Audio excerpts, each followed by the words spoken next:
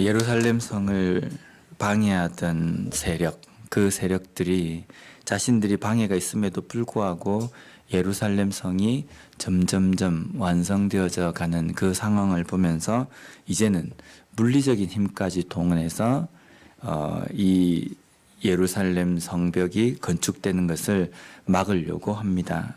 그런데 오늘 7절 말씀을 우리가 한번 보면요. 산발락과 도비아와 아라비아 사람들과 암몬 사람들과 아수도 사람들이 예루살렘 성이 중수되어 그 허물어진 틈이 메꾸어져 간다함을 듣고 심히 분노하여. 예루살렘 성이 중수되어서 허물어진 틈이 메꾸어져 간다. 이 말씀을 보면 우리의 신앙생활에서도 보면 내 믿음의, 내 삶의 부족한 부분, 또 하나님 앞에 해결해야 될 부분, 돌이켜야 될 부분, 이러한 부분들을 우리는 부지런히 메꾸어가는 그런 과정입니다. 인생입니다. 그런데 그 메꾸어져 가는 부분들이, 그 부족한 부분들이 메꾸어져 갈 때 우리의 삶에서는 믿음의 더 큰 은혜를 경험하기도 하고, 때로는 이 세상에서 가지지 못하는 그 평안함도 우리가 누리게도 됩니다. 그런데 이 일에 대해서 이 메꾸어자고 신앙적인 어떤 회복이 일어나는 것을 듣고 심히 분노한다.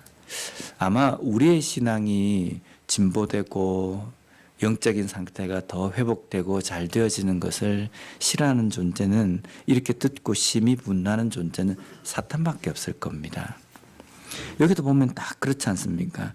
이스라엘 백성들이 예루살렘 성을 중수하고 부족한 부분, 허물어진 부분, 금이 가고 여러 가지 약했던 부분들을 다시 다 메꿔져 가는 그 과정들을 보면서 심히 분노하는 세력들은, 분명 이들은 사람이긴 하지만 사탄이 이들을 통해서 예루살렘이 다시금 회복되어지고 중수되어지는 것에 대해서 못마땅해 여기고 제일 싫어해서 방해하는 그러한 일이라고 우리가 볼 수 있다는 겁니다.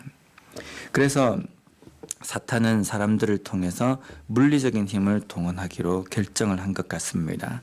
8절 말씀에 보면 다 함께 꾀하기를 예루살렘으로 가서 치고 그것을 요란하게 하자 하기로. 지금 이 성벽을 건축하고 있는 백성들에게 큰 위기지 않습니까? 육체적으로 그 성을 중수하는 데에 우리가 그냥 봐온 것은 이 부분은 누가, 이 부분은 누가, 이렇게 회복되어지는 그 과정들을 우리가 읽었지만, 그 사람들이 상황이 좋지 않은 그러한 조건 속에서 이 성을 하나하나 만들어가고 세워가는 게 그렇게 쉬운 일은 아닐 겁니다. 있던 것들 다 치우고 거기에다가 새롭게 벽돌을 만들어 가지고 또 올리고, 또 어떤 변변한 기구가 없기 때문에 자신들의 손을 가지고 일일이 나르고 힘들고 어려운 과정이지만 그래도 이 우리가 살던 터전이기 때문에 새롭게 세워야 한다. 그런데 이것만 있어도 힘이 드는 상황 가운데에서 지금 이제 외부에서 이 예루살렘 성이 건축되는 것, 재건되는 것을 못마땅하게 여기는 그 세력들이 예루살렘으로 와서 이제 물리적으로 힘을 가해서 이들을 친다라는 소문이 들리는 겁니다.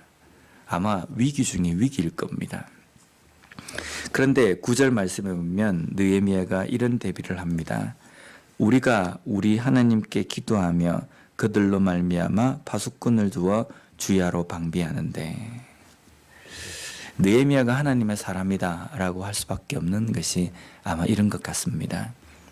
위기의 상황 가운데서도 항상 기도하는 사람, 예루살렘 성벽이 불타서 완전히 황폐하게 되었다는 이 이야기를 듣고도 자신이 이방 나라에 포로로 잡혀 있는 상황 가운데서도 기도하면서 마음 가운데 안타까움을 가지고 왕 앞에서도 그것을 떳떳하게 이야기할 수 있었던 것은, 그가 기도함으로 말미암아 내 삶에, 내 인생 가운데, 나의 문제 가운데, 내가 고민하는 일 가운데 하나님께서 함께 하신다는 확신이 있기 때문이었다라는 겁니다.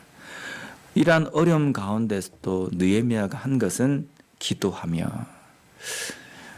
기도하는 사람들이 기도를 쉴 때가 있습니다. 어떤 때 기도를 쉽니까? 내가 기도하는 기도의 내용이 응답이 되었을 때 기도를 쉽니다. 또 하나 기도를 쉬는 때는 언제냐면요, 나의 기도의 소원들을 하나님 앞에 열심히 기도했는데 상황이 더 안 좋게 변할 때 사람은 기도하기를 쉬어버립니다.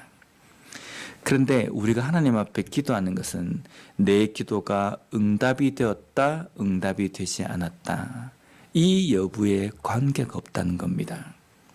우리가 하나님 앞에 기도하는 것은 기도가 응답이 되든 기도가 응답이 되지 않건 이 기도는 하나님과의 관계의 문제이기 때문에 내 삶의 기도의 응답이 되든 안 되든 끊임없이 우리가 하나님과 기도하는 그 기도의 끈은 놓지 말아야 된다는 겁니다.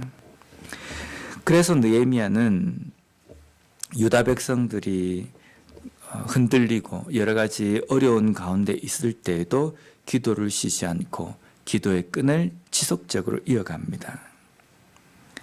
그런데 지금 예루살렘 성벽을 건축하는 백성들 사이에 이 환경은 어떠냐면, 아까 말씀드린 것처럼 이 공사 하나만을 두고도 힘들고 어려운데 이 일과 함께 외부에서 이 예루살렘 성벽 건축하는 것을 방해하기 위해서 오고 또 치려고 온다라는 소식이 들리자 공사하던 사람들이 어떤 생각을 하냐면, 큰일 났다, 우리가 이것을 계속해야 되느냐. 그들이 이제 치러 온다고 하는 소리를 듣기 때문에 또 일부 사람들은 그것을 방비하기 위해서 방어를 해야 합니다.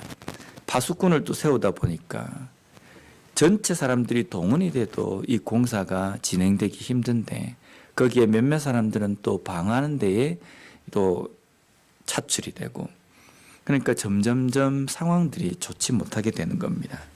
거기에다가 주변에 있는 사람들이, 공사에 참여하지 않은 사람들이 이 일에 대해서 사람들을 회유하는 일까지 일어납니다.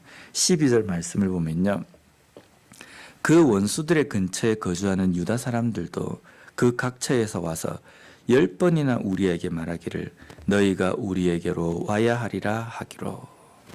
공사 그만둬라, 지금 거기 있다가는 너희들이 죽을지도 모른다, 다시 와라, 이제 그 포기하고 원래 있던 자리로 돌아와라, 이렇게까지 이야기합니다. 우리의 신앙의 회복을 위해서 우리가 힘쓰고 기도하며 나아갈 때 일어나는 일과 어떻게 이렇게 똑같은지 모르겠습니다. 사탄은 처음에는 그것을 비웃기도 하고 우리 속에 정죄하는 마음을 주기도 하고 네가 그래가 되겠느냐라고 이렇게 속삭이기도 합니다. 또 때로는 물리적인 어떤 여러 가지 상황들, 우리가 두려워하는 그 상황들을 만들어서 우리가 기도를 포기하게 만들고 신앙적인 회복을 위해서 나아가는 것을 접게 만듭니다. 또 거기에다가 이제 회유까지 합니다. 그렇게 신앙적으로 회복하려고 하니까 하고 싶은 건 못하게 되고 또 뭐 별로 그렇게 좋지 않지 않느냐, 원래 그렇게 있었던 그 달콤한 것으로 돌아와라, 네가 네 성격을 죽일 필요가 뭐 있느냐, 네가 마음속에 있는 것들을 다 하면서 네가 살아야지 스트레스 받아서 어떻게 살겠느냐, 우리 속에 계속적으로 회유하는 것이 사탄의 속삭임이라는 겁니다. 그러한 상황 가운데에 14절 말씀에 느헤미야가 그 두렵고 또 망설이며 또 마음적으로 낙심되어 있는 백성들에게 이렇게 독려합니다. 내가 돌아본 후에 일어나서 귀족들과 민장들과 남은 백성에게 말하기를 너희는 그들을 두려워하지 말고 지극히 크시고 두려우신 주를 기억하고 너희 형제와 아내와 집을 위하여 싸우라 하였느니라. 분명히 이 땅의 삶을 살아가면서 우리를 힘들게 만드는 존재들, 그것이 사람이건 사탄이건 그 존재는 분명히 두려운 존재 맞습니다. 우리가 상대하기도 힘들고 우리가 이기기도 힘든 존재가 분명히 맞습니다. 그리고 그들은 충분히 우리를 무너뜨릴 수 있는 존재이기도 합니다. 그런데 우리가 그러한 존재들을 두려워하지 않아도 되는 이유는 내가 강할 것이고 내가 강하기 때문이 아니라 나와 함께 하시는 하나님이 그 존재들보다 더 위대하고 강하신 존재이기 때문이라는 겁니다. 그래서 우리는 요즘 애들 말처럼 쫄 필요가 없다는 겁니다. 마태복음 10장 28절 말씀에 예수님께서 이렇게 말씀하셨습니다. 몸은 죽여도 영혼은 능히 죽이지 못하는 자들을 두려워하지 말고 오직 몸과 영혼을 능히 지옥에 멸하실 수 있는 이를 두려워하라. 이 말씀은 하나님을 무서워하라, 하나님에 대해서 벌벌 떨라 이 말이 아니라 우리가 두려워하는 그 존재들보다 하나님이 더 강하시고 위대한 존재이기 때문에 그 하나님을 바라보고 눈에 보이는 세상적인 것들, 우리를 위협하는 그 존재들 앞에서 두려워 떨 필요가 없다라는 말씀입니다. 우리와 함께 하시는 하나님, 그 하나님의 권능과 능력이 위대하심을 우리가 깨닫고 세상의 그 어떠한 상황 가운데서도 두려워하고 또 그것 때문에 낙심할 필요가 없다는 겁니다. 요즘 최근에 듣고 은혜를 받은 찬양이 있는데요. 그 찬양 제목이 예수 늘 함께 하시네 라는 찬양입니다. 그 찬양은 이렇게 시작합니다. 고단한 인생길 힘겨운 오늘도 예수 내 마음 아시네. 지나간 아픔도 마주할 세상도 예수 내 마음 아시네. 고단한 인생길 힘겨운 오늘도 예수 내 마음 아시네. 지나간 아픔도 마주할 세상도 예수 내 마음 아시네. 믿음에 눈 들어 주를 보리. 이렇게 찬양이 시작이 됩니다. 분명히 우리의 인생은 고단하고 힘겹고 아픔도 있고 또 여러 가지 낙심되는 상황들이 줄줄이 이어져 있을 겁니다. 그런데 그 가운데서도 우리가 그것 때문에 힘들어하고 그것 때문에 주저앉아 있을 필요가 없는 것은 예수님께서 우리의 마음을 아시기 때문입니다. 하나님께서 우리와 함께 하시기 때문에 그 함께 하시는 하나님이 그 모든 것들을 견디게 해주시고 이기게 해 주실 것이라는 겁니다. 오늘도 우리 가운데 그러한 은혜를 온전히 경험하고 나와 함께 하시는 그 하나님으로 인하여서 내 삶의 산재에 있는 그 여러 가지 문제들 앞에 당당하게 맞설 수 있는 우리가 되었으면 좋겠습니다. 기도하겠습니다.